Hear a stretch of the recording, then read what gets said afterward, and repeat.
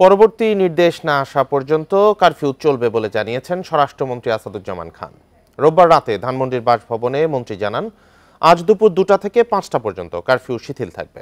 এখন জন্ম সনদ দিয়ে খোলো বিকাশ স্টুডেন্ট অ্যাকাউন্ট। নিজের বিকাশ নিজে কর। তিনি বলেন, ঢাকা, গাজীপুর, নারায়ণগঞ্জ ও নরসিংদী জেলায় কারফিউয়ের বিষয়ে সিদ্ধান্ত দেবে স্বরাষ্ট্র মন্ত্রণালয়। দেশের অন্য জেলায় কারফিউর সিদ্ধান্ত দেবে জেলা প্রশাসন। কোটা সংস্কারের বিষয়ে রোববার আপিল বিভাগের রায় প্রকাশের পর রাতে আইনশৃঙ্খলা পর্যালোচনা করে এই সিদ্ধান্ত জানান স্বরাষ্ট্রমন্ত্রী। ছাত্র আন্দোলনে দেশজুড়ে অপ্রীতিকর পরিস্থিতি তৈরি হলে শুক্রবার কারফিউ জারি করা হয়।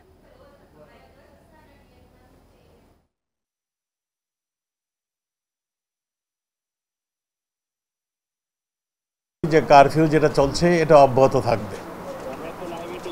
আগামীকাল দুপুর 2টা থেকে 5টা পর্যন্ত কারফিউ শিথিল থাকবে এবং আগামী